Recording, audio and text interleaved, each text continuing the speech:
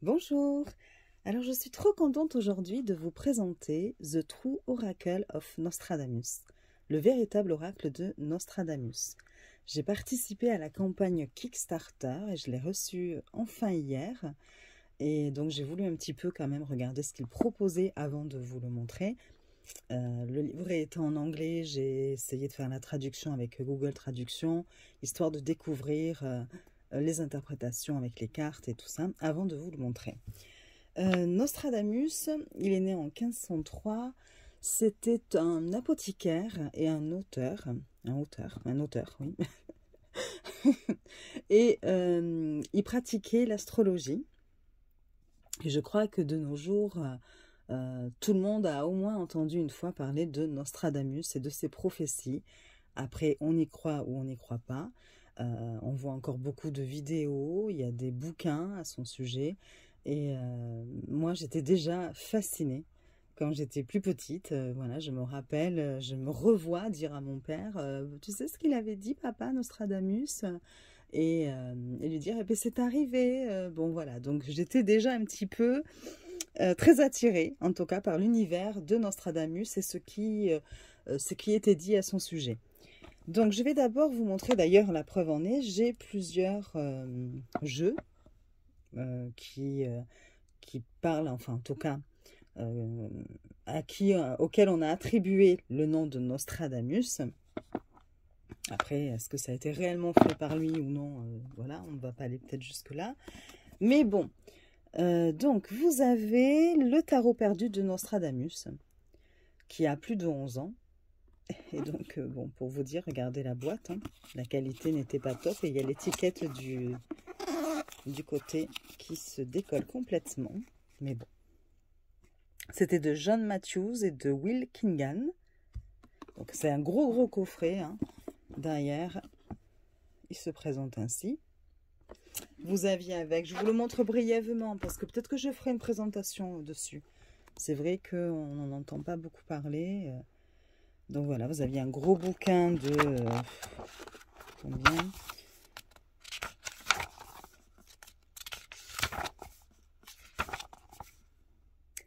Ouais, 240 pages à peu près, hein, en couleur.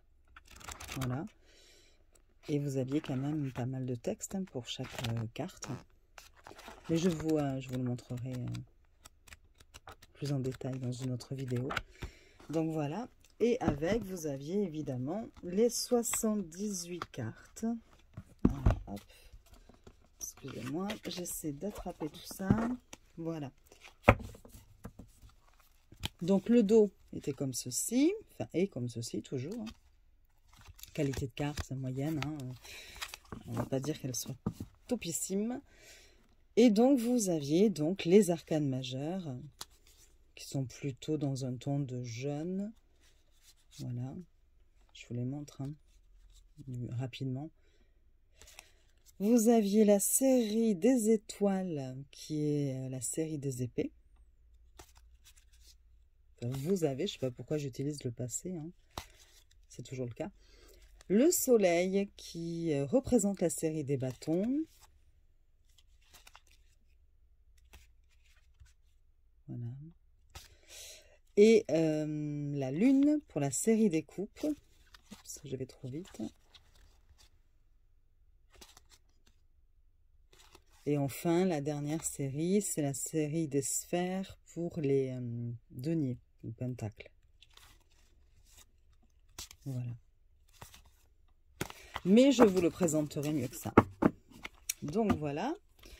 Et j'ai aussi, concernant Nostradamus, celui-ci, qui va d'ailleurs sortir en français fin août.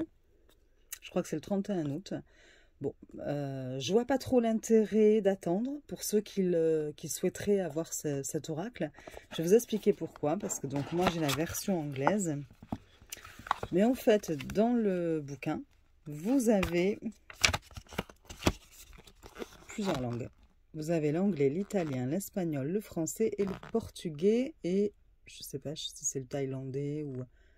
Voilà. Donc du coup, vous avez quand même la signification des cartes. Et puis un tirage de proposé avec ce jeu.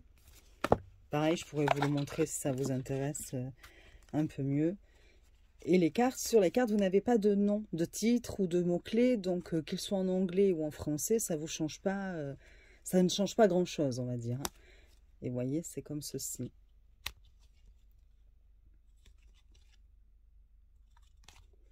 C'est doré, hein.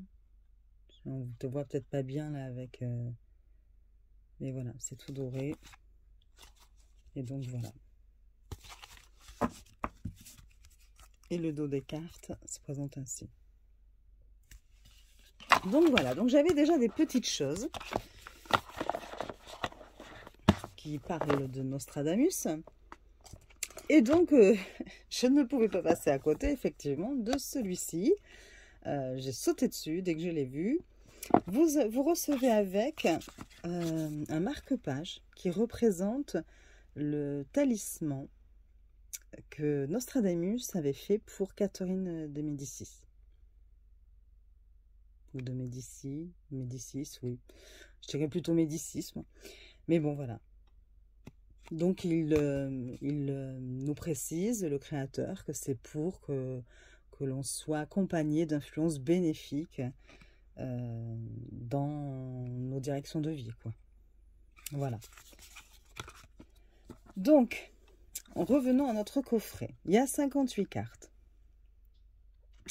Alors, il nous dit que le véritable oracle de Nostradamus raconte l'histoire des prédictions de Nostradamus pour Catherine de Médicis, la reine de France, qui était notamment connue pour son intérêt de l'occulte, quoi, des arts occultes. Il est divisé en arcanes majeurs et mineurs, comme le tarot traditionnel, et il contient donc les révélations sages de Nostradamus à travers les traductions françaises de son livre Les prophéties, qui date de 1555, et qui ont été donc quelque part modernisées par justement Travis McHenry. Voilà. Les illustrations étaient faites par Henry Steimer, mais Travis McHenry les a quelque part recolorisées un peu. Voilà. Donc voilà pour la boîte. C'est une boîte classique. Hein. Vous n'avez pas d'illustration à l'intérieur. Donc voilà. Je vais vous montrer le livre. Alors, le petit livre qui est avec, qui a... C'est pas noté, mais enfin bon. Je ne sais pas combien de pages il y a, mais bon. Alors, vous avez une petite illustration. Vous avez une introduction concernant le jeu. Je les ai traduites, les pages, hein, donc je vous les lirai tout à l'heure. Voilà, je vous montre là juste comment il se présente. La lecture avec ce jeu. Et vous passez directement à la signification des arcanes majeures, avec quelques lignes d'abord sur les arcanes majeures. Et ensuite, pour chaque carte, vous avez une page. Et donc, vous avez, mais je vous lirai 2 cartes à la fin, si vous voulez. Vous avez d'abord le titre de la carte. Vous avez un mot-clé à l'endroit, un mot-clé à l'envers. La prophétie de Nostradamus reliée à cette carte. Et ensuite, vous avez un peu l'histoire, justement, avec Catherine de Médicis. Qu'est-ce que ça a entraîné par rapport à cette prophétie. Et puis, bien sûr, bon, mais du coup, un petit peu le sens à travers cette histoire, le sens de la carte. Voilà, et vous avez ça pour toutes les cartes, même les arcanes mineurs. Alors, les arcanes majeures sont numérotés avec des chiffres romains, et les arcanes mineurs avec des chiffres arabes. Voilà. Et vous n'avez pas, au niveau des arcanes mineurs, c'est pour ça qu'on n'a que 58 cartes. Ça part du 2 au 10. Vous n'avez pas les as et vous n'avez pas les figures de cour. Bon, ne me demandez pas pourquoi. Je ne sais pas et en plus, il ne l'explique pas. Ça reste une interrogation aussi pour moi. Je ne sais pas du tout pourquoi il a enlevé les as et les figures de cour. Peut-être qu'il faudrait lui demander. Donc voilà, à la fin, vous retrouvez le pentacle. Et puis voilà. Donc, je vais vous lire son introduction que j'ai traduite. Bon, avec Google Traduction, donc ne faites pas attention parfois aux petites erreurs, aux petits couacs.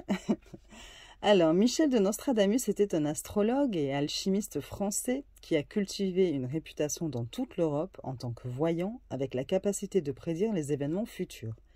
Il a publié plusieurs almanachs contenant ses prédictions qui se sont avérées extrêmement populaires et lui ont permis de vivre confortablement. Lors d'une rencontre fortuite avec Catherine de Médicis, la reine de France, Nostradamus a donné un aperçu surprenant du succès futur des enfants, prédisant à juste titre que ses 3 fils deviendraient rois de France. À la suite de cette rencontre, Catherine a donné à Nostradamus une nomination royale en tant que conseiller et médecin ordinaire. En réalité, il n'était guère plus que l'astrologue de la cour. Sa présence à la cour royale était considérée avec suspicion et des rumeurs circulaient selon lesquelles Catherine utilisait les talents magiques de Nostradamus pour s'emparer du pouvoir.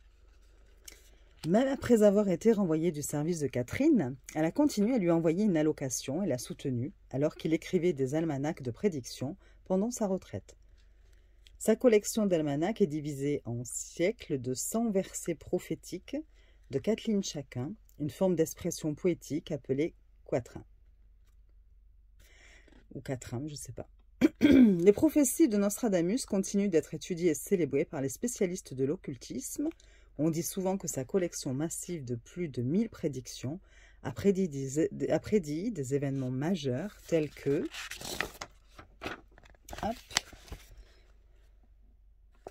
la montée d'Hitler, la conquête de l'Europe par Napoléon et même les attentats terroristes du 11 septembre.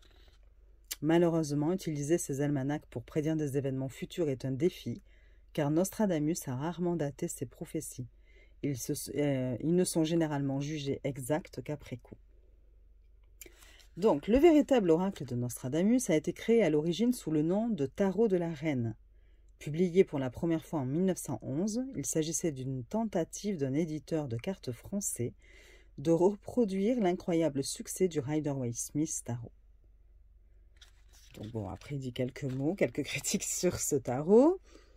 Et donc lui, il dit que donc il a utilisé ces illustrations-là en y mettant des couleurs fraîches, en simplifiant la conception de la carte et en retraduisant le guide avec des informations supplémentaires.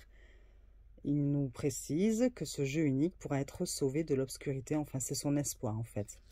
C'est ce qu'il espère en ayant créé ce jeu. Il y a une richesse d'énergie magnétique contenue dans ces cartes et l'oracle s'est avéré excellent pour révéler des questions d'amour et de carrière. Ensuite, qu'est-ce que je pourrais vous dire, histoire de ne pas non plus trop vous inonder d'informations. Donc là, non. Le reste, je pense que vous le découvrirez si vous prenez le jeu. Donc là, il nous donne quelques pistes sur le jeu, sur la structure. Chaque carte contient des significations verticales et inversées, donc droite à l'endroit et à l'envers, écrites en haut et en bas. Cela devrait simplifier considérablement le processus d'interprétation. Souvent, les significations inversées sur les cartes ne sont ni négatives ni mauvaises. Il est donc important de permettre à ces cartes de se retourner et de changer de position naturellement, tout en mélangeant, pour que la véritable intention du jeu transparaisse lors des lectures. Ensuite, il nous explique que on peut donc l'utiliser avec un tirage à 3 cartes, passé, présent, futur, de façon classique, pour obtenir une réponse rapide à une question simple. On peut aussi utiliser la croix celtique, qui est plus compliquée, mais qui est mieux adaptée aux questions plus importantes, qui nécessitent des solutions détaillées. Ensuite, il nous propose un tirage spécifique pour ce jeu. C'est le miroir magique. Donc, cette méthode de lecture est idéale pour une lecture à 2 amoureux. Tout d'abord, mélangez le paquet, divisez-le en 2 piles égales de 29 cartes chacune.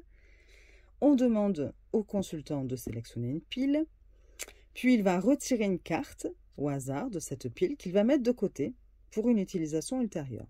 De nouveau, on mélange les cartes, on divise les cartes restantes en 2 piles égales de 14 cartes. Le consultant choisit de nouveau une pile. On place alors une pile de 7 cartes à droite, une pile de 7 cartes à gauche. La pile de droite représentera votre amoureux ou amoureuse. La pile de gauche vous représentera votre état d'esprit, voilà. Et on peut du coup voir comment les énergies vont réagir les unes aux autres. À chaque fois, vous prenez une carte de chaque côté et vous les comparez pour voir comment elles interagissent ensemble, quoi, voilà. Et donc, il nous explique que si ce sont 2 cartes qui sont plutôt en harmonie, cela signifie amour pur, qu'il y a des points de coopération, la façon dont les amants sont en accord. Si, au contraire, les cartes ne sont pas en harmonie, il faut essayer d'examiner quelles sont les forces dominantes, si c'est l'argent, le sexe, la religion, parce qu'on saura que ce seront plus tard les principaux points de pression qui pourront causer des problèmes dans la relation. Voilà, la 15e carte, celle qu'on a mise de côté au tout début, elle sera plutôt utilisée pour une réponse à une question posée par le consultant. Et ça donnera un oui ou un non en fonction effectivement de son énergie. Voilà, donc voilà ce qu'il dit juste sur le jeu. Vous n'avez pas plus de détails. Ensuite, donc quelques mots sur les arcanes majeurs. Donc, il nous dit que certaines cartes ont leur nom de modifié, mais que la signification principale reste la même que dans un tarot traditionnel et qu'il utilise les chiffres romains pour les cartes majeures. C'est ce que je vous disais tout à l'heure. Et ensuite, donc voilà, j'avais traduit, mais je vous les lirai plutôt à la fin. Et il nous fait la même chose donc pour les arcanes mineurs. Voilà, bon. On va passer au plus important. Oups, allez hop, encore un coup dans la caméra. Je me disais aussi que je n'avais pas donné pour le moment. Donc voilà, je vous attrape les cartes. Je suis désolée, c'est un petit peu brouillon là, ma vidéo. Bon. Le dos des cartes, le voilà.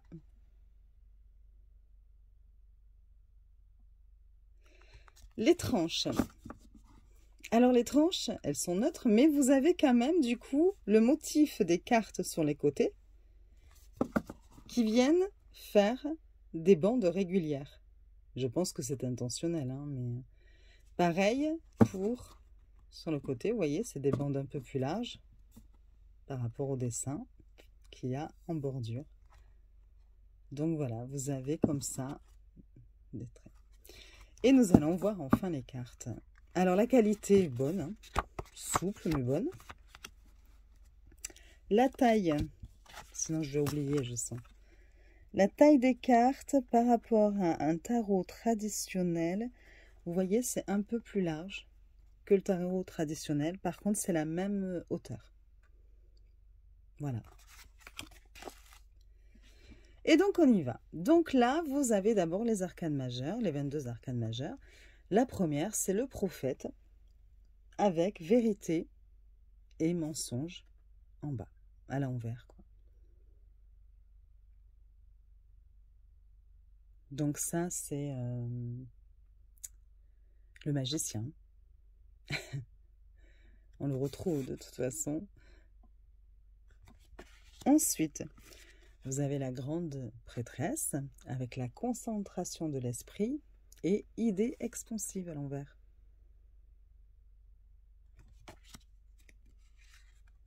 L'impératrice avec la fertilité et à l'envers, augmentation de la bonne fortune.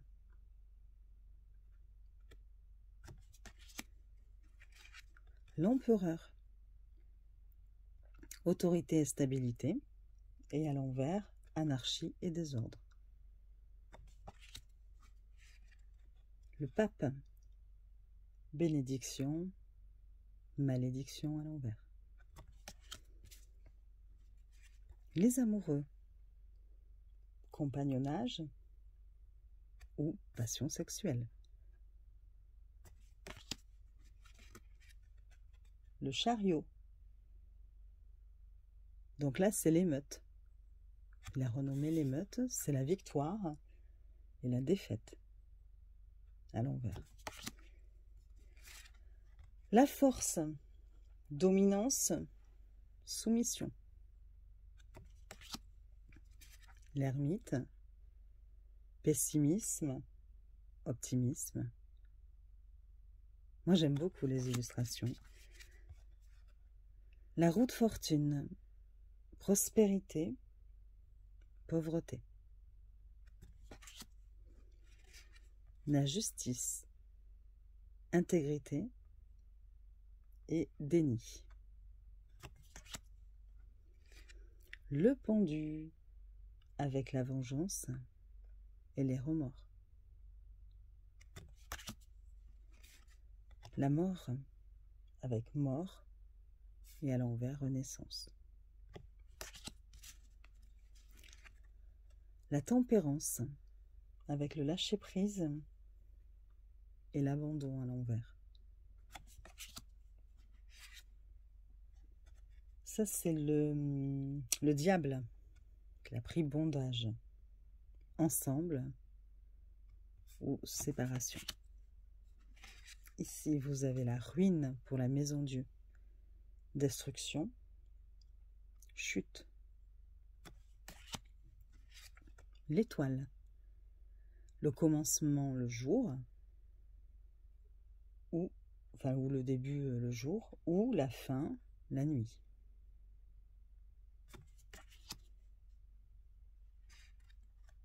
La lune. Je vous ai dit quoi pour la 17?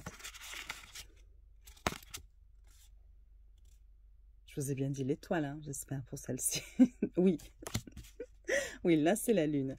Donc, la lune, vous avez les soupçons injustes et la trahison. J'espère que vous n'avez pas trop d'ombre. Le soleil, une vie paisible ou une vie agitée. Le jugement, des ambitions nobles ou des vaines aspirations.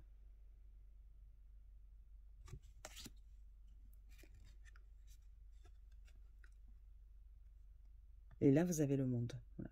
J'ai fait un bug, je réfléchissais, j'étais là, mince. Oui, le monde, qu'il a appelé le zodiaque, avec le futur, la carte à l'endroit, et pour la carte à l'envers, le passé. Et enfin, le fou, c'est la carte 0, avec folie et amusement, et sagesse et perspicacité. Voilà pour les cartes majeures. Nous allons passer maintenant aux arcanes mineures.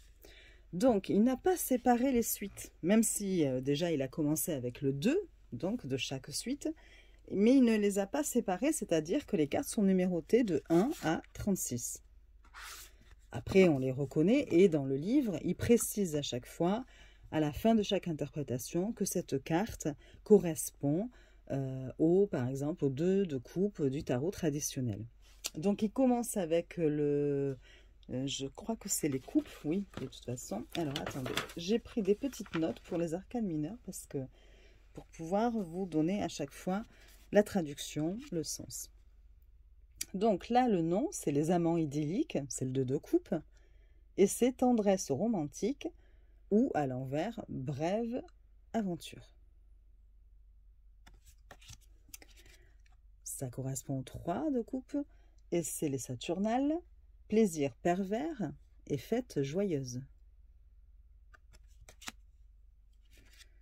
Le 4 de coupe, c'est la seconde vue, vision ou sentiment d'appréhension.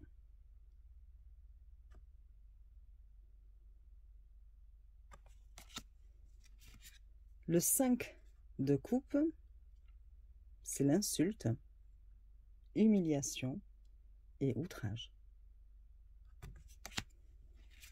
Le 6 de coupe, c'est attendez que je ne dise pas de bêtises, c'est l'amitié. Oui, c'est ça. Et c'est la fidélité constante ou la dévotion maladroite à l'envers. Ensuite, vous avez le rêve, qui est le 7 de coupe, je me perds, et c'est rêve heureux et cauchemar. Le 8, solitude, vous avez confiance, suspicion. Le 9, mascarade, vice, défaite dépravée.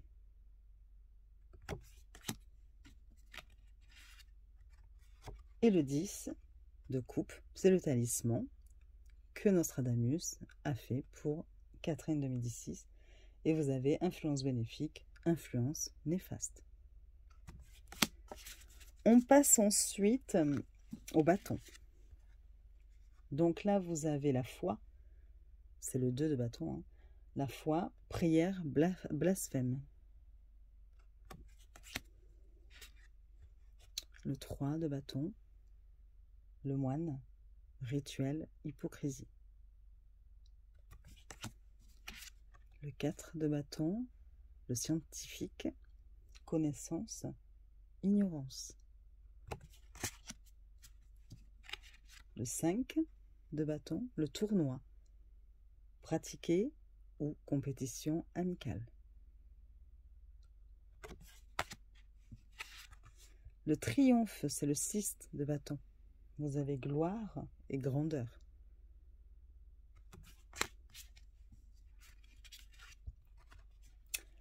Les rivaux, pour le 7 de bâton, compétition et coopération. Diplomatie, pour le 8 de bâton, déception, enrichissement. Le 9 de bâton, c'est la maladie. Et vous avez guérison à l'endroit et maladie à l'envers. Et enfin le 10, c'est la forteresse, emprisonnement et à l'envers, liberté. On passe ensuite aux épées. Le 2 d'épée, le fantôme, c'est souvenir du passé, influence du passé. Le 3 d'épée, religion, mysticisme, rationalisme. Le 4 de... Non, le 3 de bâton. Cessez le feu. Non, le 4, c'est bien ça. Ouf. Le 4, cessez le feu. Paix, combat. Le 5,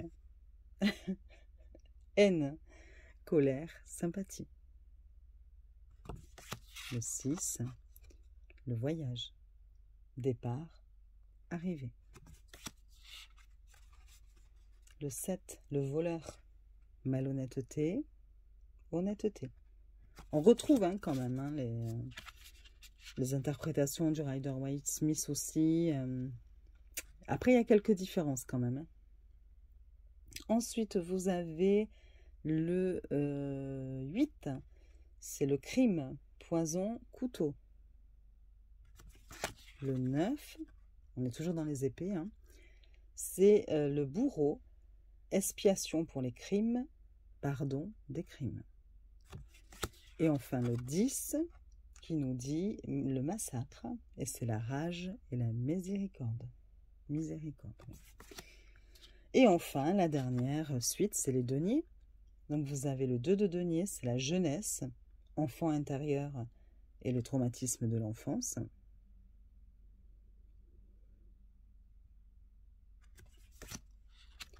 L'idole d'or, pour le 3 de denier, c'est les intentions pures ou l'adoration de l'argent.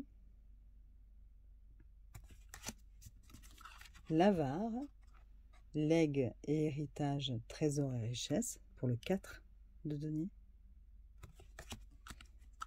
Pour le 5, la misère, famine et fête.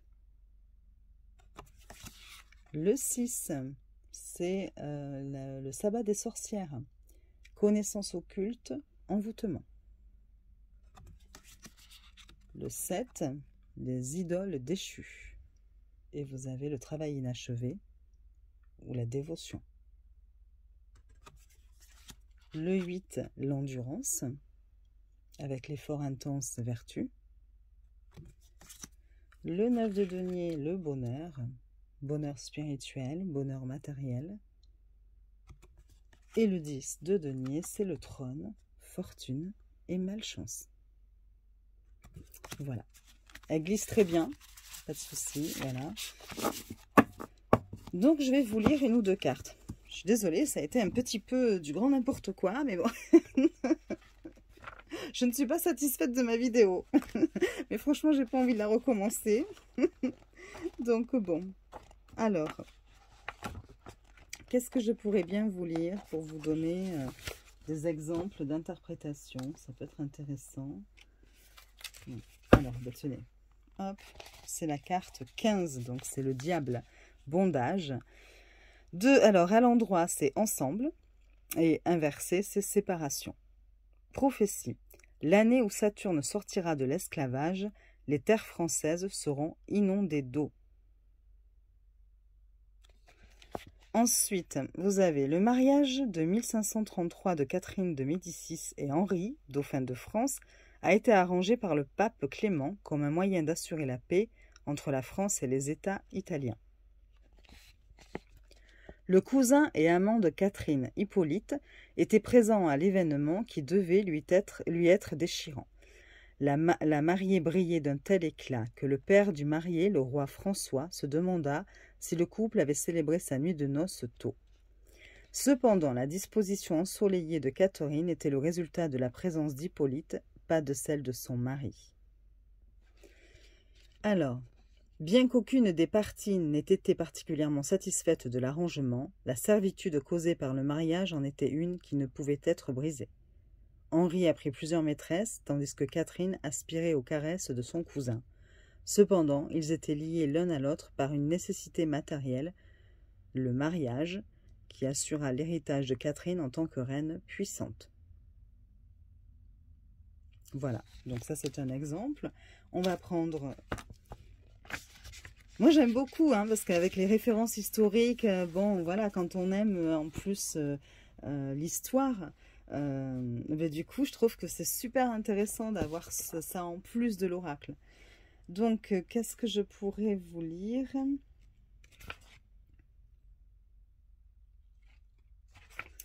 Je suis tombée sur celle-ci, mais je ne sais plus, elle correspond à quoi la fois? Au 2 de bâton. Oui, comme ça vous allez voir que parfois c'est un peu différent, je crois, du sens. Donc le 2 de bâton, qui est la foi. À l'endroit, vous avez prière. Inversé, vous avez blasphème. La prophétie, dans la nature, ils seront égaux, mais très différents dans la foi. Lettre à Henri II. Alors, dans les années 1500, la France était sous l'emprise de la ferveur religieuse, alors que les catholiques rivalisaient avec les protestants pour voir qui pouvait se surpasser dans leur dévotion.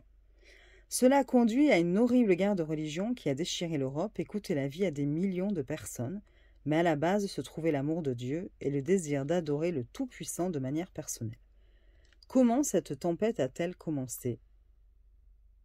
Par une simple brise. 3 petits points. La foi dans toute sa splendeur est incarnée par la simple robe noire d'un moine aussi facilement que dans les flèches imposantes de la majestueuse cathédrale Notre-Dame. Le contenu derrière la foi est ce qui lui donne du poids et de la moralité. Lorsqu'elles sont enracinées dans l'intolérance et la haine de l'extrémisme religieux, les prières deviennent l'équivalent du blasphème au fur et à mesure qu'elles sont prononcées. Cette carte fait écho à la signification du 2 de bâton dans le tarot traditionnel. Voilà. Et allez, une petite dernière, de toute façon, je ne suis plus à 5 minutes près pour la vidéo. Allez, hop, je prends au hasard. J'ai la maladie. Que des cartes positives, hein, vous remarquerez. Alors, la maladie qui représente le 9 de bâton. Ah, c'est dommage, on reste encore dans les bâtons. C'est bien ça, ouais, c'est le 9 de bâton. Allez, pourquoi pas aller voir s'il y a autre chose d'un peu plus positif, justement.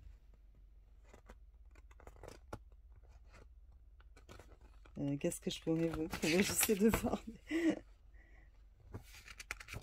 Bon, allez, c'est pas grave, c'est pas très positif, mais vous allez penser que toutes les cartes sont négatives, mais non, hein, je vous assure que non.